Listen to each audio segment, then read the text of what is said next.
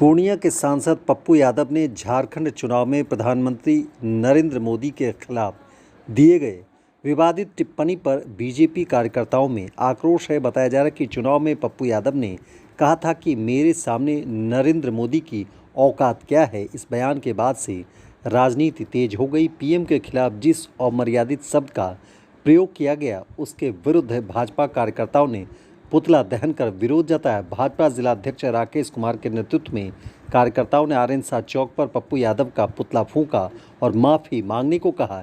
इस मौके पर सदर विधायक विजय खेमका, भाजपा जिला उपाध्यक्ष अनंत भारती सहित अन्य कार्यकर्ता मौजूद थे। बीजेपी जिलाध्यक्ष ने कहा कि सांसद पप्पू यादव पीएम के चरण की धूल भी नहीं है। उन्होंने कहा कि यह सांसद की ओछी मानसिकता है, भाजपा इसका मुंहतोड़ जवाब देगी। आप सांसद हैं तो चरित्र का भी ख्याल रखें, जनता सब कुछ देख रही है। पुतला दहन उसके व्यवहार को लेकर के किया गया। एक पूर्णिया का सांसद होने के नाते जो उसने माननीय प्रधानमंत्री जी के बारे में जो अपशब्दों का प्रयोग किया और अपशब्दों के साथ साथ अपनी मानसिकता जो ओछी मानसिकता है, जो बड़बोलापन है और 9,000 करोड़ की 9,000 बीघा की ज़मीन की बात करते हैं, इस तरह का जो घटिया जो उन्होंने चुनावी क्षेत्र में झारखंड में जिस तरीके से किया और वो जो पूर्णिया के तरफ से वो अपने सांसद होने के नाते वो गए थे, इसकी हम लोग घोर निंदा करने के लिए यहाँ एकत्रित हुए हैं और उनका पुतला दहन करके उनको एहसास दिलाने के लिए किए हैं कि माफ़ी मांगिए। आप प्रधानमंत्री जी के चरणों तक लायक नहीं है। अभी वहाँ तक पहुँचने के लिए बहुत कुछ सोचना पड़ेगा।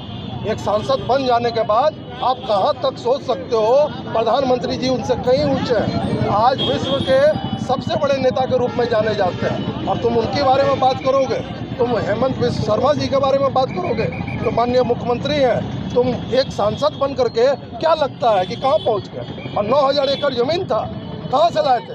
किसके बाबूजी और दादाजी दिए थे कि लूट करके लाए थे?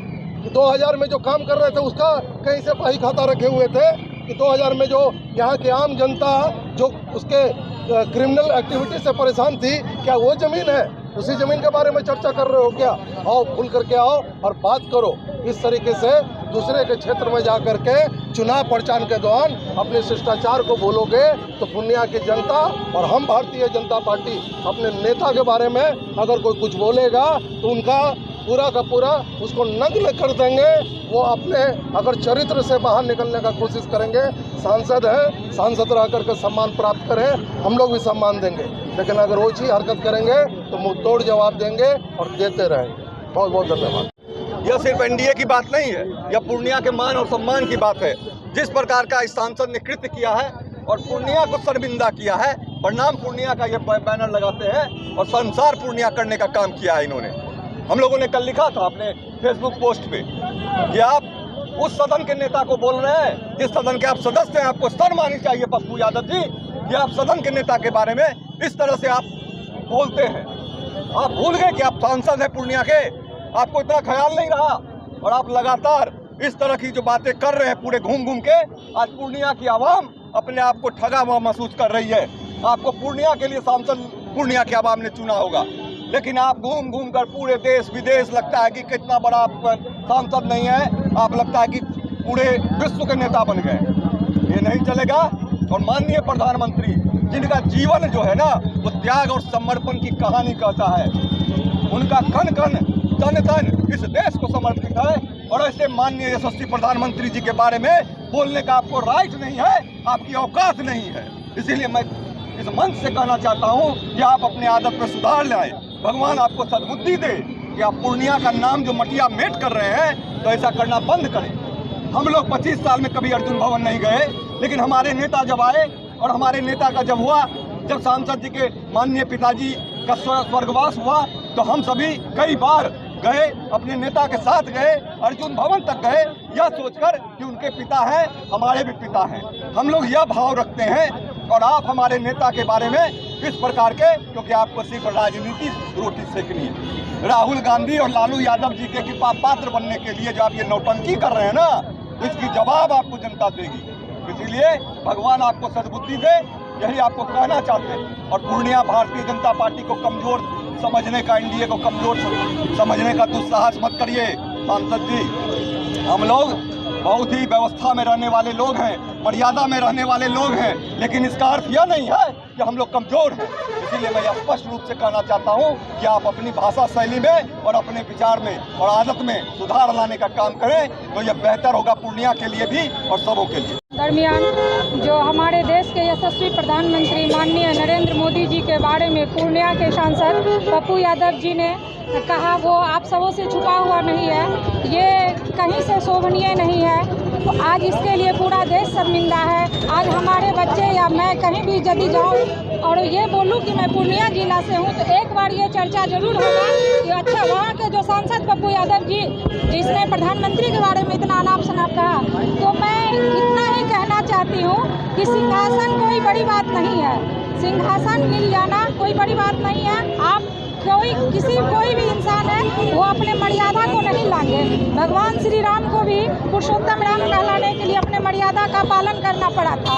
और माननीय सांसद पप्पू यादव जी, यदि आप ऐसे अशोभनीय भाषा का प्रयोग करेंगे तो पूर्णिया के आम कार्यकर्ता पे क्या प्रभाव पड़ेगा, उनकी छवि कहाँ तक जाएगी। मैं आपसे बार बार, वो कभी आप भारत देश को हिजरों की फौज बताते हैं, ये भारत देश सबों का है, इसी देश से आप भी हैं, तो आप कितने बार अशोभनीय भाषा का प्रयोग करते हैं, ये बिल्कुल ही निंदनीय है। पूर्णिया का दुर्भाग्य है कि पूर्णिया के सांसद के द्वारा ऐसा वार्तालाप माननीय प्रधानमंत्री नरेंद्र मोदी जी के लिए बोला गया।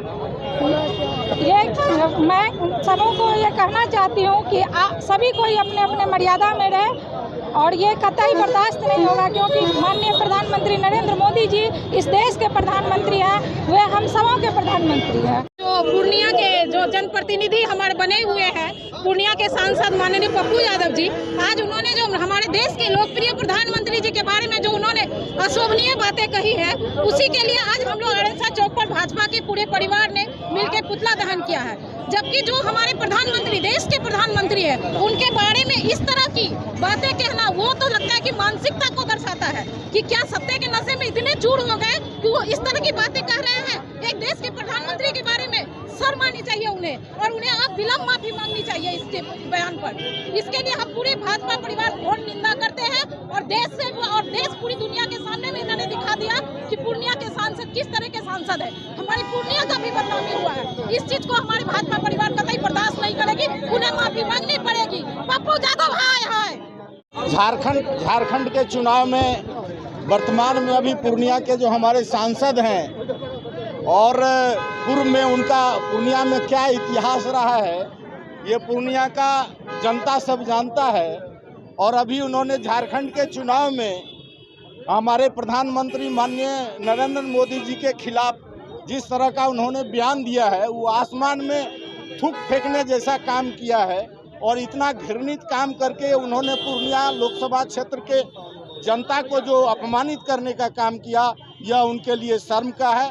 भविष्य में इस तरह का वो हरकत न करें तो ज़्यादा उनके सम्मान के लिए होगा, अन्यथा पूर्णिया की जनता भी उसी श्रेणी का शब्द का भाषा का प्रयोग उनके साथ करने का काम करेगी। वो जिस तरह से बरबोलेपन में वो कह रहे हैं कि हमारा जो है 9000 बीघा जमीन, वो किस स्टेट से जन्म लिए हैं, थोड़ा वो ब्यौरा के साथ बताने का काम करें, हम यही जानना चाहते हैं।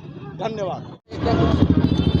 आज पूर्णिया के सांसद, कल की घटना से पहले पूर्णिया के हर जनता जो है उनको माननीय सांसद बोला करते थे, लेकिन परसों की घटना के बाद उन्होंने पूरे पूर्णिया को शर्मिंदा किया।